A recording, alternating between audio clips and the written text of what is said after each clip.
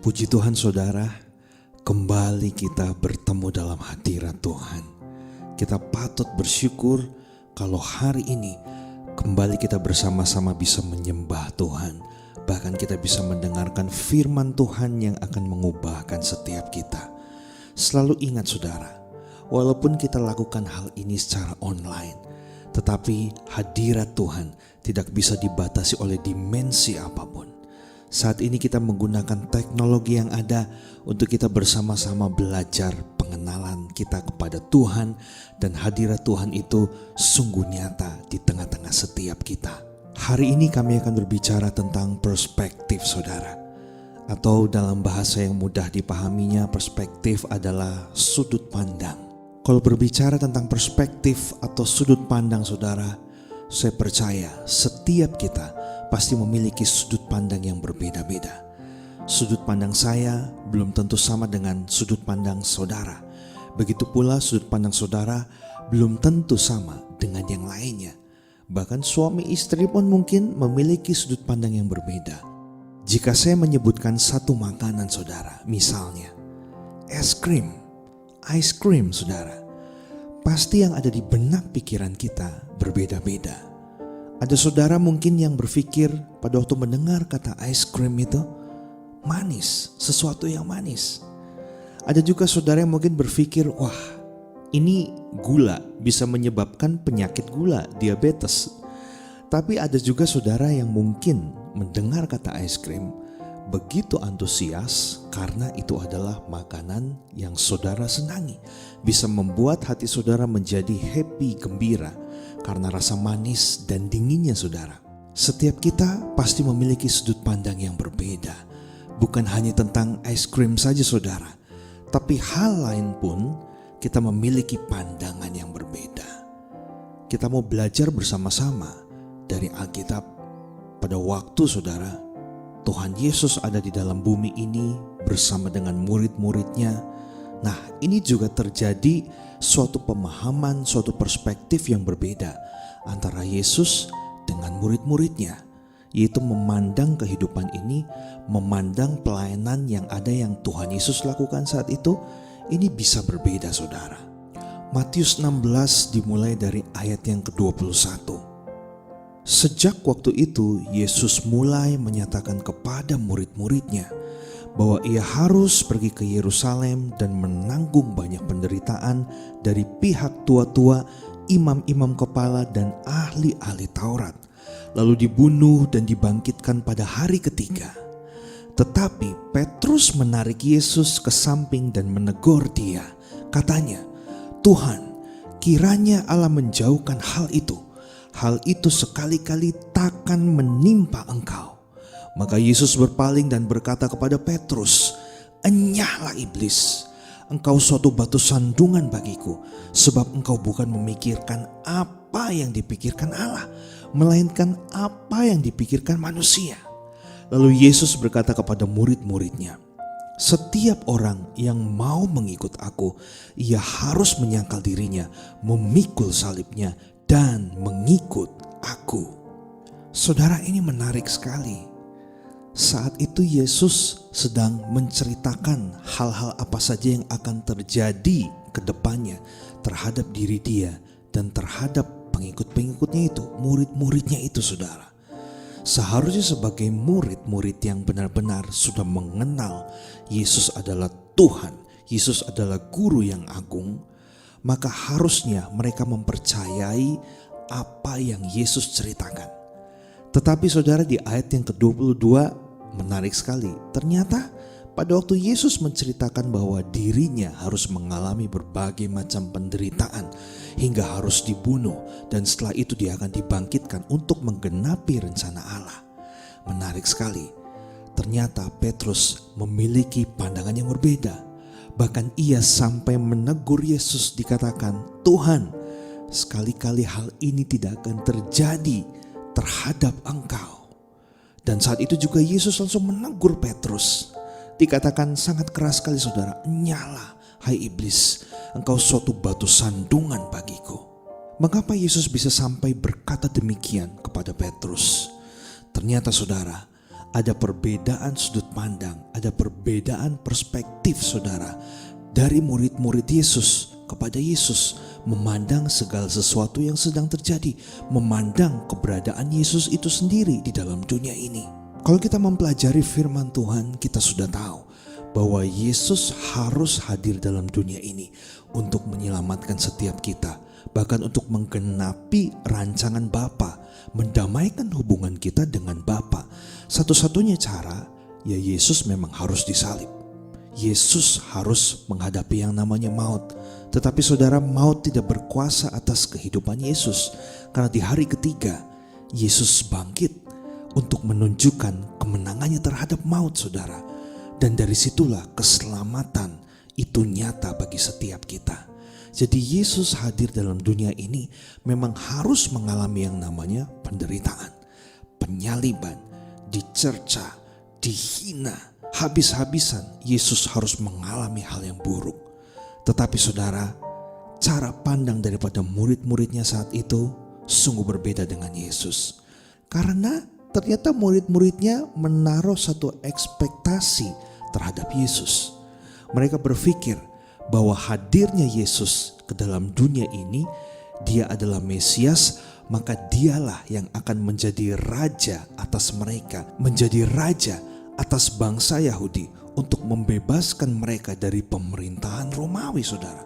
Berarti pikiran daripada murid-murid Yesus dan Petrus saat itu, mereka berpikir bahwa Yesus itu akan menjadi raja yang terlihat secara kasat mata, raja menurut pandangan dunia, menurut hikmat dunia, menurut keinginan mereka. Tetapi saudara, Yesus banyak sekali berkata bukan hanya hal-hal yang ada di dalam dunia ini saja, tapi fokusnya adalah kepada surga, kepada Bapa. Berarti dia berbicara bukan tentang kerajaan dunia, tetapi kerajaan yang kekal, yaitu kerajaan Allah, kerajaan surga. Dan di sini saudara, lewat hal ini Yesus hendak memberitahu kepada murid-muridnya bahwa dia memang akan menjadi seorang raja, tapi bukan raja secara fisik, raja yang akan membebaskan mereka dari pemerintahan Romawi, tapi akan menjadi raja atas kehidupan mereka. Sehingga pada waktu Yesus mati, mereka sungguh sangat bersedih hati, mereka syok. Bahkan ada beberapa juga dari mereka yang akhirnya kembali kepada kehidupannya yang lama, karena mereka tercengang. Kok Yesus hadir dalam hidup ini, ternyata dia harus mati, karena mereka tidak mengerti. Ini adalah sudut pandang yang seringkali kita miliki saudara. Kita tidak mengerti bagaimana rencana Tuhan itu memang harus digenapi dalam kehidupan kita. Kita selalu melihat segala sesuatu dari sudut pandang kita. Bahkan kalau kita melihat orang lain juga saudara, kita dengan mudahnya menghakimi, melihat mereka dari sudut pandang kita. Karena kecenderungan dari manusia adalah selalu merasa diri paling benar dan orang lain selalu salah. Sehingga jika orang lain mengalami musibah dalam kehidupannya, hal pertama yang akan kita lontarkan dari mulut kita adalah kebanyakan saudara, sudah berbuat dosa apa dia sampai akhirnya dia harus mengalami penderitaan. Ini adalah cara pandang yang salah. Sedangkan Yesus selama hidupnya saudara, dia selalu melihat segala sesuatu dengan cara pandangnya dia. Cara pandang Allah, yaitu cara pandangnya yang penuh dengan kasih. Bagaimana saudara caranya agar kita bisa memahami seluruh apa yang terjadi dalam hidup ini dengan cara pandang Allah? Hal yang pertama saudara yang harus setiap kita lakukan adalah mengubah cara pandang kita terhadap segala sesuatu yang terjadi dalam kehidupan kita. Kalau selama ini kita selalu memandang segala sesuatu dari sisi yang negatif saudara, tapi cobalah saat ini kita mau sama-sama belajar mengubah cara pandang kita sesuai dengan cara pandang Allah. Misalnya saudara, saat ini kita masih terus mengalami yang namanya pandemi COVID-19. Janganlah kita selalu berpikir bahwa hal ini adalah hal yang buruk, bahwa ini adalah kutukan, bahwa hal ini adalah datangnya dari iblis. Saudara, kita harus peka, kita harus tahu betul kalau COVID-19 ini ada di tengah-tengah setiap kita. Artinya Tuhan mengizinkan ini terjadi, maka semua ini saudara yang kita alami saat ini adalah bagian daripada rencana Allah. Sekarang kita harus ubah pola pikir kita. Pandemik ini, COVID-19 ini bukan lagi kita sebut pandemik, tapi harus diubah. Ini adalah akademik saudara, akademik COVID-19. Yang artinya adalah lewat COVID-19 ini kita banyak belajar. Bukan tentang diri kita saja, bukan tentang kenyamanan diri kita saja saudara, tetapi bagaimana supaya rancangan Allah itu bisa digenapi dalam kehidupan kita lewat pandemik ini. Dan saudara, dari sini kita bisa berubah, bisa mengubah apa yang buruk dari dalam hidup kita, karakter kita yang tidak berkenan di hadapan Tuhan. Lewat hal ini kita bisa pelan-pelan berubah sehingga kita makin berkenan di hadapan Tuhan. Pandanglah hal ini saudara sebagai sesuatu yang sangat baik. Lewat pandemik ini kita tidak bisa beribadah secara fisik. Masih ada banyak gereja yang harus ditutup saudara, sehingga harus live streaming menggunakan internet online. Tetapi saudara, kembali kita harus lihat dari cara pandang Allah, bahwa lewat kejadian ini Tuhan mau bahwa kita bisa menemukan Tuhan secara pribadi, bukan hanya pada waktu di dalam gedung gereja, tetapi di waktu-waktu kehidupan setiap kita. Waktu kita berdoa pada Tuhan, waktu kita menjalani kehidupan kita sehari-hari, Tuhan mau hal itulah sebagai ibadah yang sejati dalam kehidupan kita. Saudara, ketika Petrus menarik Yesus ke samping, tindakan Petrus ini adalah tindakan yang sungguh berani sekali saudara. Ketika Yesus sedang menyampaikan sesuatu tentang penderitaan yang akan dia hadapi, tiba-tiba Petrus menariknya. Dan Petrus justru bilang bahwa seakan-akan hal itu tidak akan terjadi kepada Yesus. Nah saudara, terkadang kita ini seakan-akan lebih tahu tentang masalah yang orang lain hadapi. Terkadang kita itu cenderung sok tahu saudara. Kita tidak memikirkan bagaimana latar belakang orang tersebut, bagaimana pergumulan orang tersebut, dan apakah memang itu adalah rencana Tuhan atas masalah-masalah yang dihadapi oleh orang tersebut saudara. Kita cenderung mengutarakan pendapat kita sesuka hati kita tanpa kita berpikir panjang terlebih dahulu. Padahal saudara, apa yang dikatakan Yesus sebelumnya bahwa dia harus melalui penderitaan, artinya Yesus ini lebih tahu seharusnya apa yang akan terjadi di masa depan, apa yang menjadi tugasnya, apa yang menjadi kehendak Bapa atas dirinya, bahwa dia harus merelakan kenyamanannya demi keselamatan seluruh umat manusia. Nah, hal ini, poin ini yang tidak Petrus ketahui. Dia lebih mementingkan kenyamanan, kekuasaan, kemuliaan tentang kerajaan yang dibangun oleh pikirannya sendiri. Terkadang saudara, kita cenderung sebagai manusia untuk memilih keadaan yang aman, nyaman untuk diri kita. Kita tidak mau untuk menderita. Kita tidak mau untuk mengalami masalah yang menurut kita sebuah kehinaan.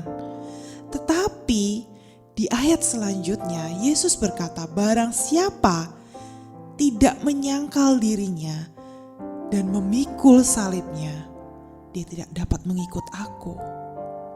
Nah, di sini saudara, terkadang kita tidak mau menderita.